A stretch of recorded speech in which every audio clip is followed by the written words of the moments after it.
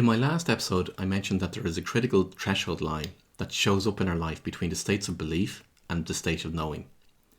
It's in the state of knowing that we need to learn how to straddle the old world and the new world. The old world of our state of belief and the new world of our state of knowing. The world that fed our ego versus the inner calling to serve others and to make a difference. Now, it can be a very unsettling time for many people. And as I mentioned in the previous episode, when we are in a state of knowing, we go on a quest for knowledge and for wisdom. New deeper interests start to show up in the forms of spirituality, meditation, volunteering, intuition, social impact and the likes. And many people seek out books, courses and activities that feed these interests. They even travel to different countries to hear from different gurus. Some spend months on mountains in deep inner reflection seeking answers. But the difficulty is that many of these courses and activities are diverse. Now, what I mean by that is they're not integrated. They cover one particular aspect of life or business and they're not joined up. How do I know this? Well, because I've done many of these activities years and years ago. And what I found is that they didn't give me the answers I was seeking. And what I found was that many of the gurus were living by themselves. They didn't have spouses or partners. They didn't have businesses to run or customers or clients to help and manage. Most of them spent a lot of their time in deep reflection and meditation. Others would refer to the fact that they spent most of their time on a fluffy cloud. It was like they didn't have to deal with the day-to-day realities of life. In fact, they purposely blocked out anything and anyone that knocked them off their Zen state. So while they were exceptional at one aspect of their life, there were other areas of their life that were suffering or what others might see as being imbalanced. So while they might be high on the scale of, say, spirituality or finances, they were low on the scale when it came to, say, relationships. Also, it appeared that there were elements of themselves that were being repressed in order for them to maintain in their Zen state. And what you'll find is that if an area of your life is repressed, it will be expressed in other ways in order to bring you back into equilibrium. Also, if there's an area of your life that you are not empowered in, someone or something else will overpower you in that area. So part of my research that I referred to in the earlier episodes of this podcast was to find a way to thrive, to become that master, while also living in the real world. And all of that research and methodologies I put into what I call the executive code.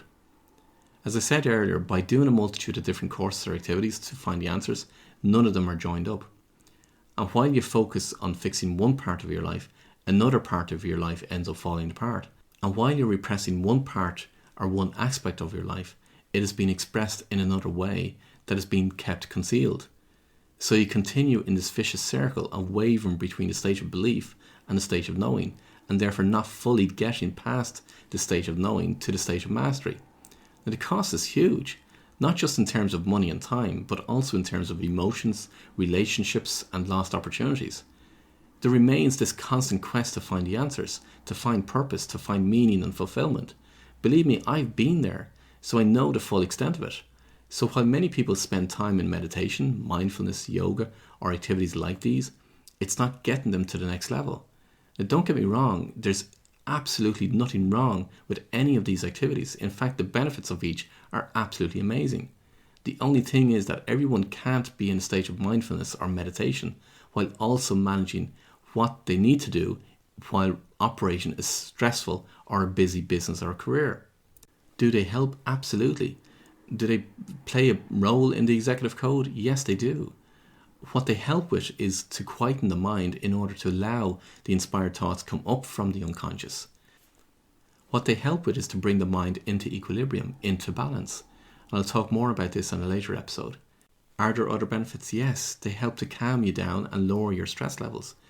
But for many people, their conscious mind and thoughts are very strong, and therefore shortly after a person isn't meditating, their conscious thoughts come back into play and bring up the stress, the fears, the worry, the anxiety, the resentment, the anger, the hurt, all the negative feelings, because they've been in a meditative state, and while in that meditative state, none of those thoughts, worries, fears have been there. But as soon as they come out of the meditative state, they all reappear. So the key is not to block out those conscious thoughts by just ignoring them or pushing them down out of our mind. When we do that, we're repressing those thoughts. And remember what I said earlier, what you repress will be expressed in some other way. Many of the thoughts and feelings are there for a reason. They're there as feedback to ourselves that we're not in equilibrium. For most people, these thoughts that they keep repressed show up in illness, and nobody wants that. So instead of pushing them out or ignoring them or blocking them, what we need to do is dissolve them, neutralize them, bring them into balance. And we do this by working with how the conscious mind works. It's part of the work I do with clients. If you keep blocking these thoughts out, you'll continue to straddle between the state of belief and the state of knowing. You won't get to reach the levels of freedom that I spoke about before. You can only get to a state of mastery by being in equilibrium in all aspects. Being in a state of equilibrium is the equivalent of love, pure love. Pure love is seen both sides, positive and negative, in total equilibrium. If you're biased towards one side, say negative, then you're not truly in love. And if you are biased towards the other side, the positive side, then you're still out of balance. It's when you see the positives and the negatives in equal measure and loving both sides that you get to be in a state of equilibrium and therefore open the direct channels between the executive center, the unconscious, and the superconscious. Now, in an earlier episode, I outlined what the executive code is. It's about operating from the executive center of the brain and all the things that are needed to do this, and then connecting with the unconscious and then connecting with the superconscious. It's opening those channels between the executive mind, the unconscious, and the superconscious. The reason we want to be operating from the executive center in the brain is because it's responsible for finding the easiest, fastest, and less costly way of achieving what we want to achieve. Now, when I say less costly, I'm speaking in terms of all of our resources.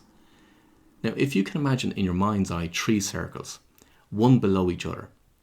So you have one circle at the top, another circle below it, and another circle below that. And in between each circle is a tube that connects the first circle to the second circle, and a tube that connects the second circle to the third circle. Now let's name the first circle your executive center, and we'll name the second circle your unconscious, and the third circle we'll name superconscious. Your superconscious is what we call universe, God, source, higher power, or whatever name that you prefer to call the superconscious. Now imagine there's a vertical line going down through all the circles from the top circle, through the tubes to the bottom circle. And at the end of this line is another smaller circle, so that it looks like a pendulum, the kind you would see in a grandfather clock. Now when that pendulum is vertical and straight, it's in equilibrium. When it swings to either side, it's not in equilibrium. And what you will notice is that if you swing the pendulum to one side, it is no longer going through the tubes between each circle and is no longer in the circle of the superconscious, or perhaps even the unconscious, depending on how far the pendulum is swung. In other words, the connection between the executive center, the unconscious, and the superconscious is lost. That's how it works in real life. What the executive code is all about is about helping you bring everything into equilibrium so that you have the connection between your executive center, your unconscious, and the superconscious. In that way, you bring about what it is you want to bring about in your life and live the highest, truest expression of who you truly are, what you're meant to become. That's the amazing power of the executive code. The downside of not living this way is that everything becomes harder. You don't get to achieve what it is you want to achieve. More and more challenges show up in your life. The reason being is because nature is trying the whole time to bring you back into equilibrium.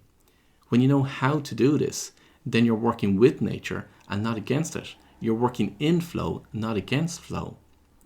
The challenges that many people perceive in their lives, whether it be in their business, their career, their relationships, their health, or their finances, no matter what aspect of their life that they look at, they then understand how to work with it. They no longer become challenges. If you're not working in line with the executive code, then you'll constantly find yourself swinging between all the different states of being, from knowing to belief to hope to despair, and perhaps back through to knowing again and again and again, constantly this up and down through the different states, like the signal on the heart rate monitor. And more importantly, when you're in a state of knowing and you have that inner sense of being called towards something greater, in order to get there and to bring that about, what you're meant to become, what you're meant to make manifest, your purpose, you have to move to a higher state. And when it comes to your business, your relationships, your finances, or your life, You want to be able to thrive, to have that total freedom in every single aspect, to have real freedom. That's what you want to have. That's what you want to achieve. How do we get there? Well, we need to start with our executive center, as I explained all along.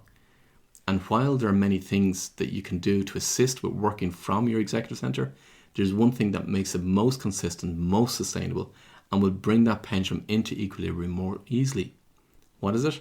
Well, that's what I'm going to cover on the next episode. Until then, I wish you every success.